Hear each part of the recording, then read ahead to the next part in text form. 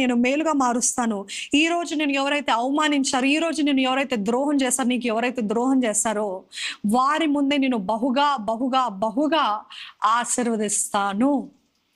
He will bless you abundantly right in front of them, not in secret.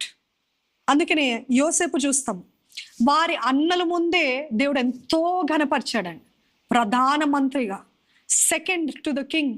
Why? Because యోసేపు యేసయ్యని, దేవుణ్ణి నమ్మాడు. He left, he gave all the broken pieces to God. దేవా, నాకు ద్రోహం చేస్తారు ప్రభా, నేను అన్యాయం చేస్తాను, నిర్నిమిత్తముగా నన్ను బాధ పెట్టారు ప్రభా, కానీ ఆయనను ఐ విల్ ట్రస్ట్ యూ అన్నప్పుడు దేవుడు ఏదో సీక్రెట్గా పోయి నేను ప్రైమ్ మినిస్టర్ చేస్తా ఎవరికి చెప్పకే అని చెప్పలేదు. అందరి ముందు బాహాటముగా బహిరంగంగా ఆయనను ఆనర్ చేస్తాడు. అండ్ వారి అన్నలే ఆయన ముందు లొంగేలాగా, సాష్టాంగ పడేలాగా చేస్తాడు. అదే చూస్తాం దావీదు జీవితంలో కూడా.